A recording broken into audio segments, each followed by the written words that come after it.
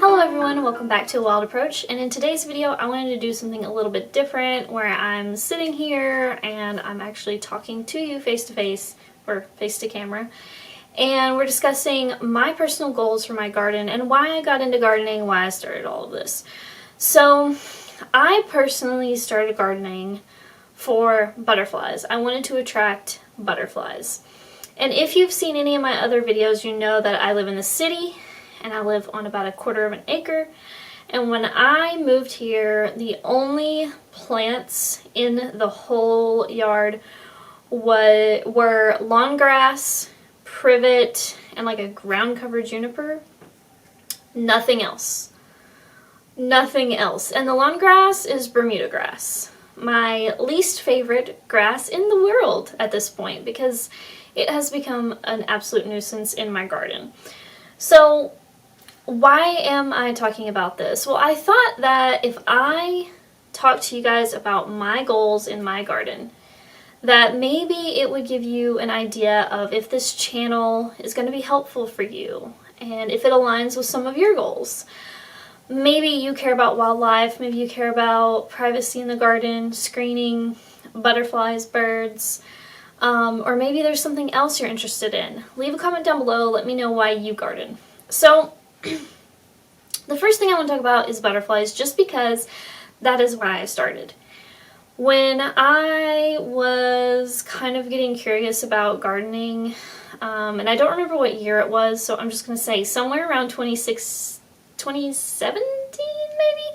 I don't actually know what year it was, but somewhere before 2018, I started to get curious, and I mean throughout the years between 2014 and 2017, in those years I would add a flower or two to my garden. I would just try like 3 different things here and there. I did like a salvia and a phlox and a dahlia, or a dahlia as a lot of us in the South call it.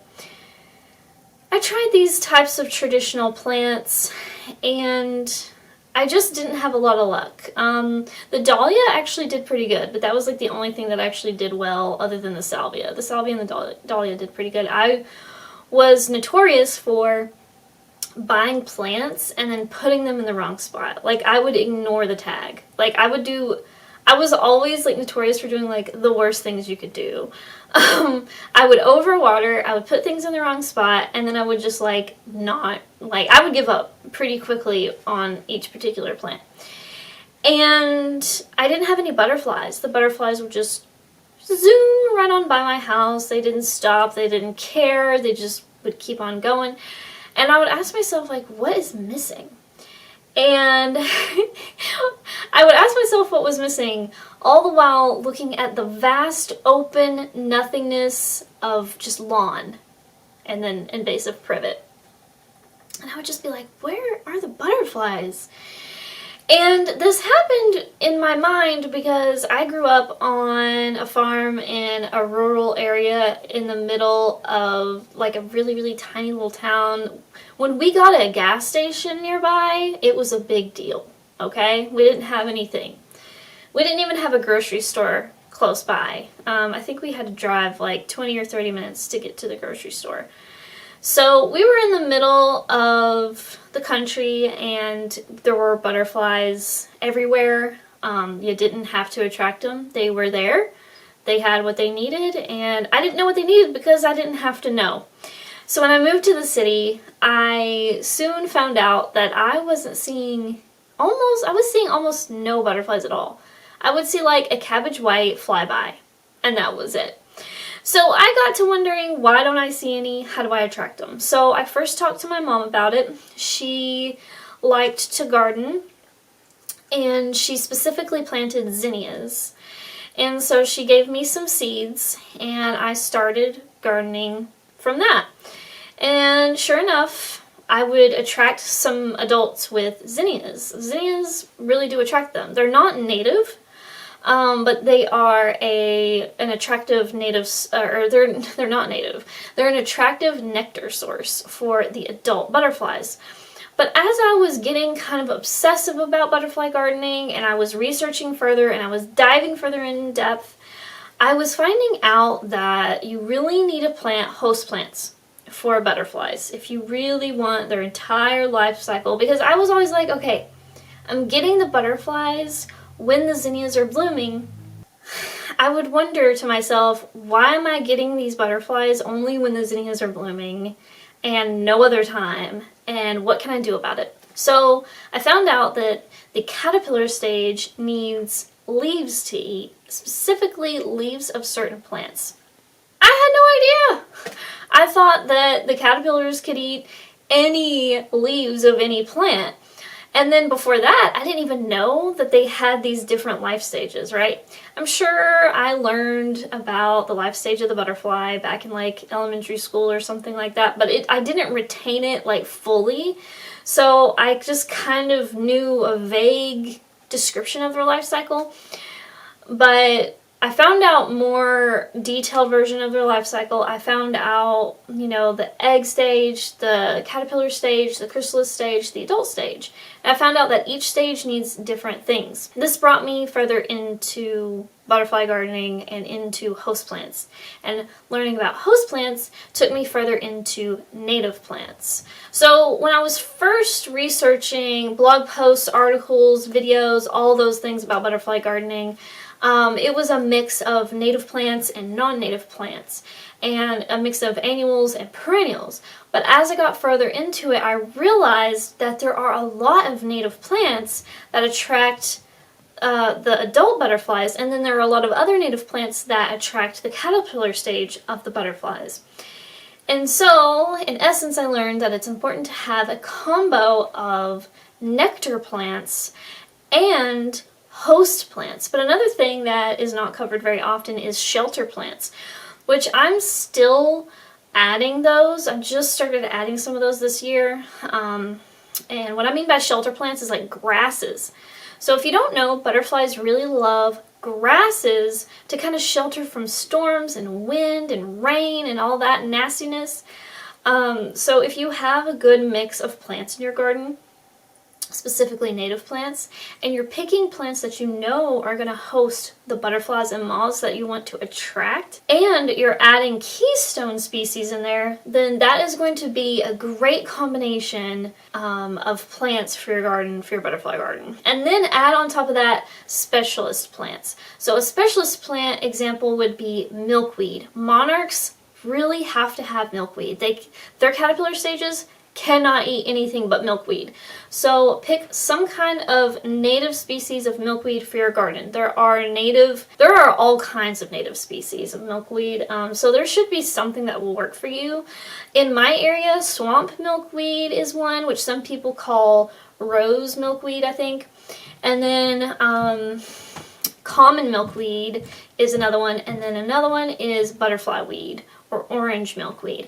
So I personally have common milkweed, I have swamp milkweed, I have common milkweed, orange milkweed, and I used to have swamp milkweed. I don't know if I still have it, because I didn't plant it in the right place. And that's another very important thing you want to know, is plant your plants in the right spots.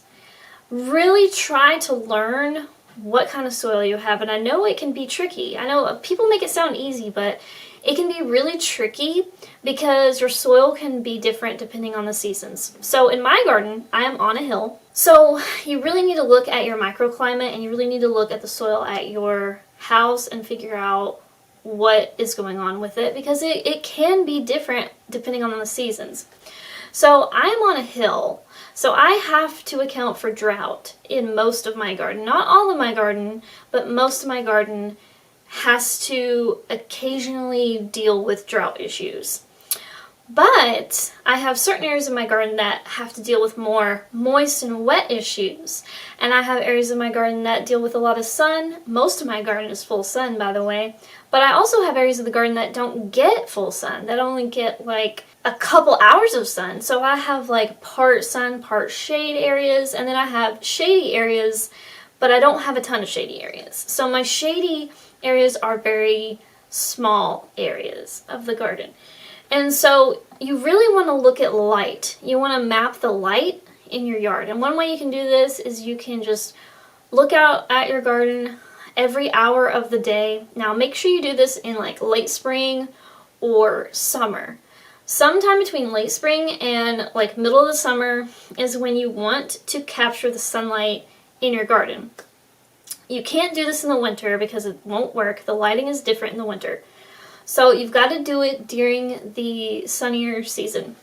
And the way that I like to do it is I like to just, I have like two methods. So one method is I use my security cameras, and if it's in the view of the security camera, I will check the footage once every hour, or I will go in, after a full day of full sun. You want to make sure it's a day where the sun's out, obviously, so you can see where the shadows are hitting. And I check like each hour on the already recorded footage.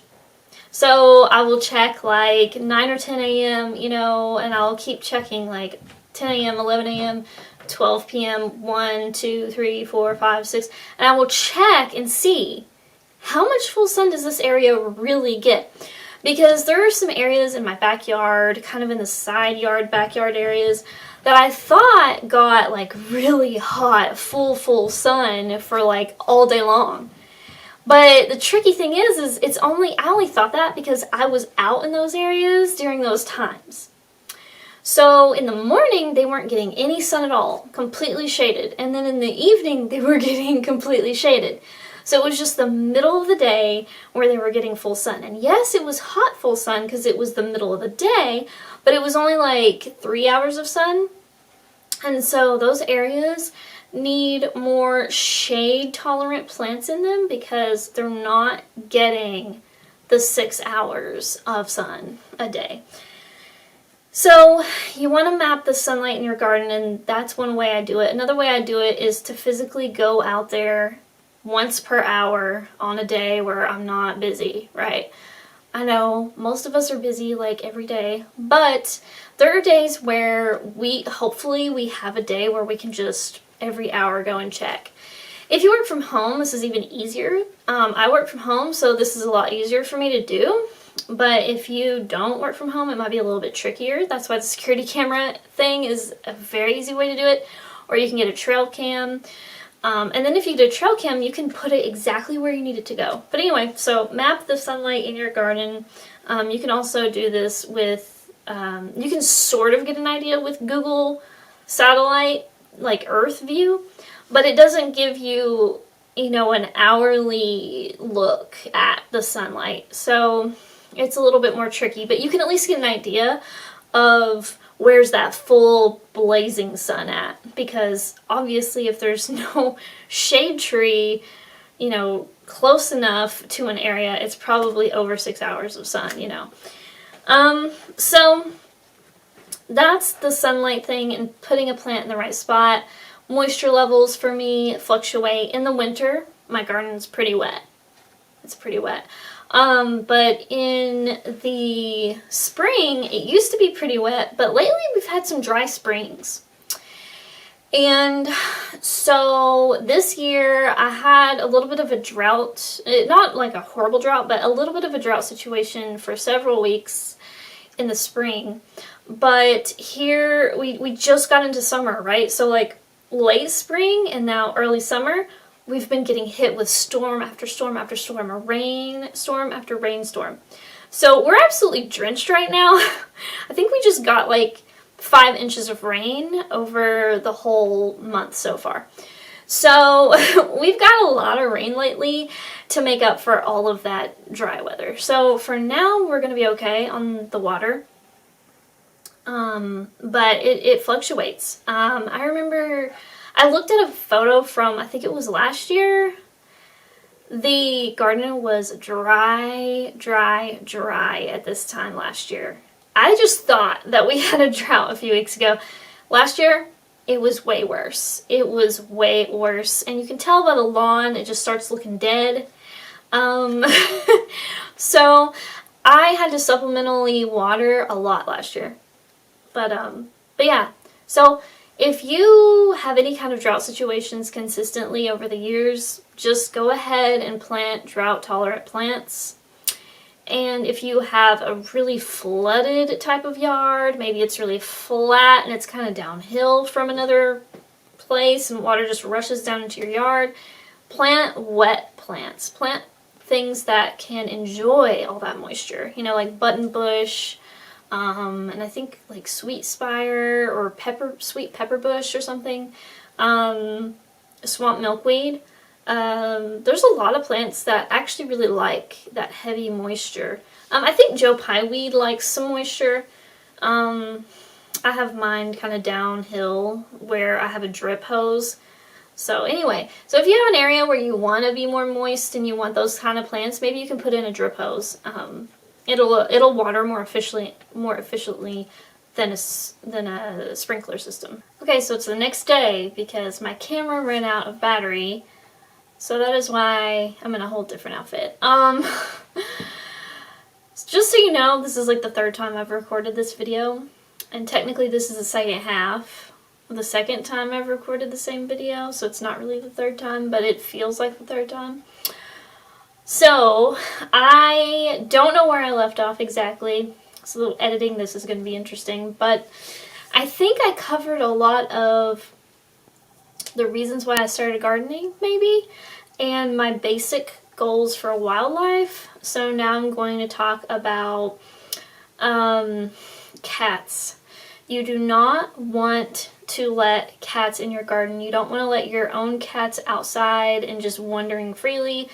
If they're outside, you want them to be on harness and a leash, and you actually holding the leash so they can't hurt birds or butterflies or anything like that. Please don't let your cat just wander the neighborhood. I have a bunch of cats in my neighborhood, not me, but the neighborhood has a ton of cats who just wander around, and I've been getting at least 5 different cats in my neighborhood, and they've already killed, I think it was a couple years ago, they killed a baby rabbit. This year they've killed 2 shrews that were living in my meadow. Really shy little shrews that I didn't even know were shrews until they were murdered, because I would just see like a little quick little dash of gray, like in the corner of my eye I would see like a dash of gray just running and scurrying, you know? And I was always like, oh cute, there's some kind of little critter, I don't know what it is, could be a mouse, but I think they're little shrews because I found them unfortunately dead in my garden. And unfortunately these cats, they don't eat the carcasses after they kill the little critters. They didn't kill the bunny, or they killed the bunny. They didn't eat the bunny, they didn't eat the shrews. I never see them actually eat these creatures that they kill. So I've been afraid that they're going to kill my chipmunks. I love my chipmunks. I don't know if I've already talked about the chipmunks in this video because, again, I can't keep track of what I've already said because I filmed like an hour-long video and it just corrupted, the file completely corrupted, and so now I'm on the second half of the second video and I don't even know what I've said. So, I like chipmunks. People freak out over chipmunks, but if you see the space that our homes take up versus the space that a chipmunk's home takes up, you will realize that it's ridiculous that we freak out about chipmunks, like in their little holes, their little tunnels. No, like go look at any construction site where a house is being built, or a commercial construction site is even worse typically. And then look at our roads, look how much space we take up with our giant roads, our giant trucks, our power lines, and our street poles, and our light poles, and think about all the space that our homes, our businesses, our roads, our infrastructure takes up, and then think again about those little chipmunk holes in your lawn. And if you don't want to see those holes, you just need less lawn, because then they can create their holes where you don't even see them, because then they'll have plenty of shelter, plenty of cover. See, the issue is you can see their little doorways because they're exposed, because they're just in a short lawn. You probably also mow your lawn down to like a half inch or so of its life, and if you don't notice, when a drought comes, your lawn is just like dead looking, and it's like brown and like doesn't look good, is because you're mowing too low. typically. Or you've got an extra bad drought, and even mowing taller doesn't even help. So anyway, reduce your lawn. Reducing your lawn can do so much good for the wildlife, and it can do so much good for you as a human being, getting to use the areas that were once just wasted space and getting to use them for herbs and for native plants and for food plants and for flowers. There's so many native plants you can use for cut flowers. But anyway, so I think I covered the wildlife portion of this video. Now I want to talk about the screening portion, because these are my current 2 main goals to even have a garden. Like I started out wanting to attract butterflies. That was my number 1 goal, and the positive outcome of that is attracting butterflies, and their caterpillar stages also attracts birds. So you're just a byproduct of that, you're going to attract birds, and who doesn't love birds? So when it comes to screening, which is my second goal, to me it's not just about I don't want to see my neighbors, and it's not about I don't want my neighbors to see me. It's just about feeling relaxed when I'm outside. I love my neighbors. I have like 2 or 3 in particular that I talk to on a regular basis. But the other ones were just like quiet but friendly. We don't really like chat a lot because they're kind of further away, but we're friendly toward each other. We're not like hostile toward each other or anything. And yeah, so I don't really have any particular issues with any of my neighbors currently. I have a horror story from the past, but I'm not going to share that today. But I'm an introvert by nature. And so even though I love my next door neighbors, I want to, like, I go through moods. Sometimes I'm like really social and sometimes I'm really not. And so the times when I'm really not social, I want my garden to feel like a room. I want it to feel enclosed. I want to screen things out. I want to buffer sound. So a lot of times it's like buffering sounds of lawn equipment, buffering sounds of cars going by. We moved here roughly 2013, 2014, and when we moved here, it was a lot quieter than it is now when it comes to car traffic. So over the years, the car traffic has just gone up, and sometimes it's just people cruising the road. Like, sometimes we can tell it's just people going for a joyride just to get out of the house, which I totally get. Sometimes I get cabin fever and I gotta get out. But it creates a lot of noise, and it creates a lot of stress for me because I am sensitive to sounds. I'm sensitive to a lot of commotion, specifically a lot of different commotions in different areas all at the same time. So I can't control what people around me do. Like, that's just not realistic. So instead, I just want to try and buffer a little bit the sound and the sights. Basically, trying to make my garden more relaxing and more inviting for me personally, because I'm the one that's in it the most. My husband and I are both in the garden, a fair amount, but I'm in it more than him because I'm more of an outdoorsy person than he is. And so out of everyone in our household, I'm the one out there the most, so why not cater it to my needs? I don't want to cater it to my neighbor's needs, because it's not their house, it's not their garden. Am I going to negotiate things and compromise sometimes to try to make everybody happy? Of course. But when it comes to the basic structure of the garden and my overall goals for it, I am not going to compromise on that. I'm not going to compromise on trying to cultivate a habitat for wildlife, and I'm not going to compromise on screening and creating garden rooms, because those are my 2 main goals in gardening. And when it comes to screening, I have several categories on my little notepad here, and the categories are trees, shrubs, tall herbaceous perennials, vines, fences, and gates. So trees are great for upper screening. So I am on a hill. My house is technically 1 story, but it's 2-story in a way because of the way that the hill is. Like, part of my house is like, seems more like a single story, but then the other half of the house is more like a 2-story. So you can imagine I'm up on a hill and it feels like I have 2 stories. So that upper story, which is really just the main level, because right now I'm in my basement. So this is, and you see it's a walkout basement. So this end of the house feels like a 2-story house. So you can imagine being up in that room up there, right above me, and looking out over the garden. I mean, oh my gosh, I am up on a hill and up on the 2nd floor, essentially. And so if I want screening from that window up there, I need to plant a tall tree. And my tall tree is a black cherry tree. And the reason I picked it is a host plant for the eastern tiger swallowtail butterfly. And that is my favorite butterfly, and that is the main butterfly I've been trying to attract to this garden, and so that is the host plant I picked.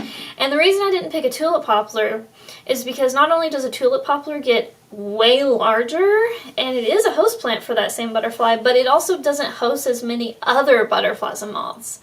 Not even close to the amount. The black cherry is one of the keystone species in my area. It's only second to oaks. So I figure, okay, if I don't feel comfortable putting an oak in that spot, at least I can put a black cherry in this spot. And it actually took me a couple years to even feel comfortable enough to put it there. But when it comes to, you know, your upper story screening, that's what's going to do you a lot of good, is some kind of tall deciduous trees or tall evergreen trees. Now remember, there are different areas you want to plant different kinds of trees, depending on your area and like the sunlight and like the position of your house. So just keep in mind, you don't always want an evergreen block like year round, because depending on how your house is set up, during the winter you might want that sunlight to actually come in and warm your house. So you might want the leaves to be gone during the winter, but during the summer you might want that block from the sun and get a little bit of shade on your house so that you can save on energy bills. Shrubs. Shrubs are a fantastic thing because shrubs can be utilized in a small garden or a large garden. And of course it depends on how small your garden is. Now, I think pretty much anybody can grow at least one shrub. Like, I think even if you have a balcony, you could plant a shrub in a pot. But my garden is 1/4 of an acre-ish, roughly. And so I call it a small garden because I grew up on a farm, and so I am more used to having way more of a yard. But some people would consider my garden huge. So, but I live in the city, so I guess for the city it's more of a medium size because it's more of a typical, like your run-of-the-mill typical yard size. But anyway, the point is, shrubs are fantastic because shrubs give you kind of that perfect hedge and screening size, because usually they're going to be at least as tall as you or taller. Some shrubs are going to be a little bit shorter, but for the most part, a lot of the straight species native plant shrubs, a lot of them are taller than me. Now you can find shorter ones, but it's just not as common. So I'm 5'2", so I just need something that's like 5 foot or taller and I'm good to go. So I plant a lot of, I have like 3 elderberries, I have 2 arrowwood viburnums, I have 4 silky dogwoods, I have multiple American plums. I actually forget how many I have. I think I have like 7. And then I have button bushes, and I have oak leaf hydrangeas. I have an inkberry holly. Oh my gosh, I already said elderberry. I can't remember if I'm like, oh, spice bush. Spice bush, I have 2 of those. Those are host plants. So a lot of the shrubs that I do have are also host plants. Even the elderberries are host plants. I think they're technically called American black elderberry. But those are also host plants. They also have beautiful flowers. So almost all of these shrubs have gorgeous flowers certain times of year. And not all, but most of them have pretty decent fall color, somewhere in the range between yellows and oranges and reds. And sometimes even kind of a purpley red. But then a lot of them also have berries. Not all of them, but a lot of them also have either a berry or a fruit that gives either the wildlife food, humans food, or are just attractive. I also have one beauty berry. Now, when you pick shrubs and trees, I want you to think really hard about what kind of site conditions you have, which this goes for everything. All plants. You want to know what site conditions you have, what kind of sunlight you have. I don't even know. I may have already covered that earlier in the video, but you also want to know what are the times of year that you love to garden? Because if you want screening, you're going to want to know what time of year you like screening. And I personally garden a lot in fall and spring, which I know a lot of people probably do because it's really the most comfortable weather for most of us. And so you're going to want screening all the way from early spring all the way through fall if you can possibly do it. And to me, the best way to do this is with layers, not just having your trees and shrubs, but also having your herbaceous plants and your vines. So for example, if you have a fence, you could grow a vine all along that fence, and then in front of the fence, you could have shrubs. Behind the fence, if there's room, you could have shrubs or tall perennials, and then dotted, kind of like more spread out, you could have your trees. This is my favorite way to do things, and then to create garden walls, you could either have, depending on the size of your garden, you could either have like these big shrub borders to create walls, or you could have like, in a smaller garden, you could have like trellis structures, like, wooden trellises and arbors, and like create little like tall fence lattice walls, and then grow vines on those so that you get some layers of screening with less space. And then if you pick cultivars of shrubs so that you can get more compact shrubs, just make sure you don't get cultivars of native shrubs that change the color and the flavor to the wildlife, and the size of the leaves and the flowers. You don't want the flowers and the leaves to be messed with in color or size or shape, because it can really mess up the insects. So really, if you're going to get cultivars, they're not as good as the straight species, but if you have to, just make sure that nothing's different about it except for its height or its width, okay? Because if you change like the leaves and the flowers, it can be bad news. And so if you can find some good compact or skinny shrubs and trees, like I think there's like a columnar sweet gum tree, for example, very skinny, extremely skinny, but very, very tall. That can be great if you have a small garden, but you have like 2 stories and you want like really tall, like screening, but you don't have the width, you don't have the depth that you would need typically. So tall herbaceous perennials. So tall herbaceous perennials are kind of more of, to me, I think of them as more of an added layer of protection, an added layer of screening, and an added layer of buffer between you and the road, between you and the property line. And it's, to me, just a supplement to the shrub layer, right? And the reason I say that is because a woody shrub, typically it's going to leaf out from those branches, so it's going to create screening a lot faster, for the most part, in general, than a tall herbaceous plant, because a tall herbaceous perennial plant has to come from the ground. One example of this would be frostweed. Another example of this would be a vine like purple passion vine. Purple passion vine in my garden has just started coming up over the past month, like June 1st, somewhere around there. It's just started to come out of the ground. So it's not even providing me screening yet, and it's already like almost July. So you want to keep in mind, how does the plant grow? When does it leaf out?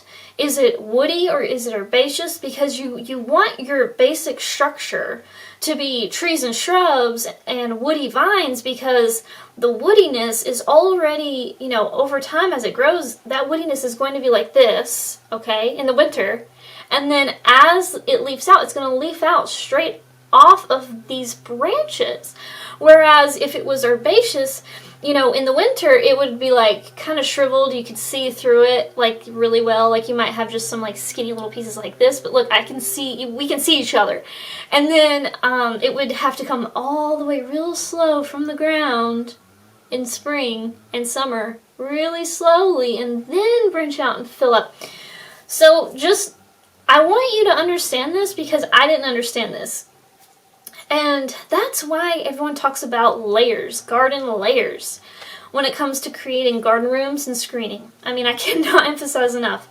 So you want a mix between things that are going to leaf out very early and things that have like really thick branching, really dense branching, and things that are woody, and things that leaf out, I already said, leaf out early or bloom early, because the blooms can kind of screen as well if they're just early blooms. And you want to have maybe a little bit less of the things that don't leaf out as quickly. That doesn't mean completely take them off your list. But I just want you to keep in mind, if you're like me and you like some privacy and you like garden rooms, that you're going to want it as early as possible. You're going to look out at the garden and be like, okay, when is that beautyberry going to leaf out? And I say beautyberry because that's one of the plants, at least in my garden, that doesn't leaf out nearly as early as you want, But it has gorgeous, gorgeous berries in the fall, so it's worth having, but I only have one. I do want to have more than one, but I only have one right now. And it's not a priority for me to get more, because simply it just doesn't leaf out very early at all. It's one of the later ones for me. Buttonbush is a wonderful bush, but it does leaf out later than like elderberry. So just keep this in mind. I think a great strategy would be to kind of like do like an every other plant kind of thing. So maybe you have like 2 viburnums, and you have 1 buttonbush or beautyberry, and then you have like 2 elderberries, and then you have like an American plum, and then you have a silky dogwood, and of course you would want them all to be able to handle the same sun and moisture conditions. So do research on that. Don't literally take what I just said and then do it, because I have those shrubs planted in all different areas of my garden. So you want them to be able to handle roughly the same soil and light as each other, but still have that mixture of like early leafing and later leafing. Oak leaf hydrangea is another one that takes a little bit longer to leaf out than, say, elderberry. So same thing with that. I think the Arrowwood viburnums, I think those leafed out fairly early for me, so those are great for that. Vines, I already touched on purple passion vine is just now coming from the ground, like this past month. So, all through early spring, it's not giving you nothing. But it is beautiful once it starts going, because once it starts going, it starts going crazy. So it will fill in quickly, but for a shorter amount of time. And a vine that I love that's woody is coral honeysuckle. It's a fantastic vine. It's a host plant for one of the hummingbird moths. I forget which one, snowberry clearwing or something. And it also has fantastic blooms that hummingbirds go insane for. And it leaves out early. It blooms early. It is just a star in the garden. It is fantastic. I can't talk enough about it. And it's not aggressive. It grows at a consistent pace, but I'm not scared that it's going to engulf my garden. So that's great. And then we're going to talk about fences and gates. So fences and gates are a great way to enclose and screen your garden. And I'm laughing because I'm sort of remembering to the previous recording I did of this video where I talked about fences and gates, and so it's giving me a reminder on what to say, because I actually remember that part. So for me, I have installed a fence that is like a snow or sand fence. It's a fence you would see either on the beach or you would see in the wintertime up north to hold back snow. I forget what they're called, like snow hills, like snow drifts. And the reason I used it is, so I wanted that white picket fence, that like traditional look, that cottagey garden look. And I just didn't have the budget at the time to spend, oh my gosh, I have no idea how much it would have cost, probably $1,000. I don't know, something. It would have cost me a lot of money. I didn't want to spend that much money on just my fence. So I decided, oh hey, look at this like cheap sand and snow fence that I never see here and that that I see on beaches all the time. And at first I tried to use T-posts, and we tried to like, use that big thing that you like drive the T-post into the ground with. Didn't work. We have too many rocks. So we ended up digging holes, because for some reason it's easier to dig, even though it's hard to dig holes here, it's easier to dig holes than it is to drive a T-post in. And we also had to put one of the posts like further in, like quite a bit further in from the property line on the corner, just because of all those rocks on the edge. But anywho, so we ended up with 4x4 posts, and I'm kind of glad it worked out that way anyway, because they look better. They make it look more like a traditional white picket fence, because I painted everything white. It was originally just like natural wood color, and then there's the metal wire on the sand and snow fence. So I spent, gosh, I don't know, months maybe, just in my spare time painting that fence here in the studio, like on the floor, just like painting and painting and painting. And we put up the posts, we put up the fence when it was finally ready, because I didn't want to have to stand out there and paint every single square inch of that thing. So I painted it in here in the air conditioning. And I commissioned my next door neighbor to create the gate, because he is really good with carpentry. Like, he's fantastic at it. So I gave him a few of my like top ideas for a gate. Very Secret Garden-esque, a solid gate. You guys have probably seen it if you watch my other videos. And he did a fantastic job. So I'm really happy with that. But you'll notice my gate is like pretty much solid with like a little peephole of a moth or butterfly that you can see through, but the rest of it's just solid. But my fence you can see through. So that's something I kind of like. I kind of like the contrast of a fence that you can see through, but a gate that you can't see through, and vice versa. If the fence is solid, like a wall, like a rock wall or a brick wall, or even like just a privacy fence, I like the gate to be more open, to be more like metal wrought iron bars or something, and you can see through it. I don't know, I just like the contrast. But in my garden, since you can see through my fence, I like to add more screening to it by planting vines that will grow on it and planting shrubs and other perennials in front of it and behind it. That way I have like shrub layer, I have a vine layer, I have a fence layer, and I have the herbaceous perennial layer. So those are my garden goals for right now. In the future, I think my garden goals are going to include more food that you can eat, specifically native plants that you can eat, whether it be eating their leaves or whether it be eating their fruits. And I've already got some things started. As you guys know, I already grow passion fruit. I already grow the native purple passion vine. I already grow American plums.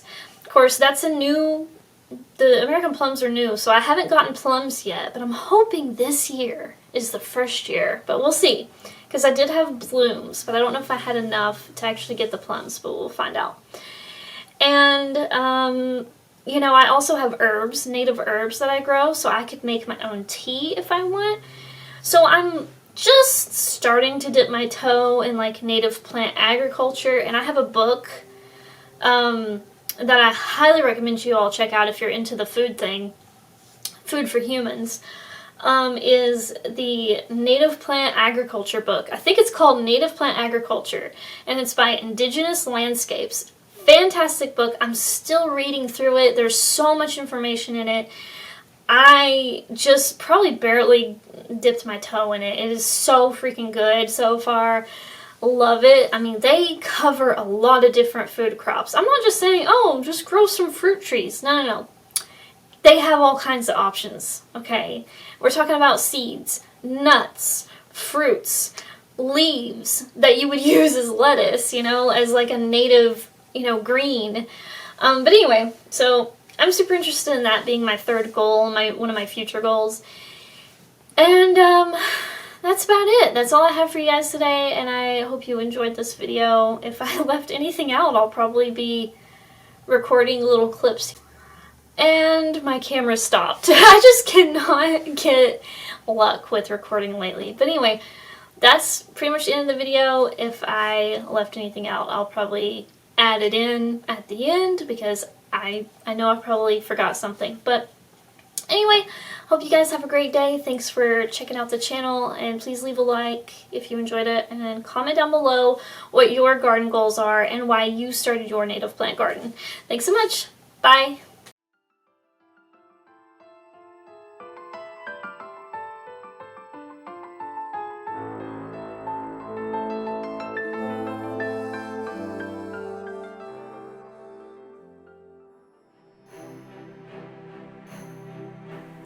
To support the channel, like the video, comment, and subscribe.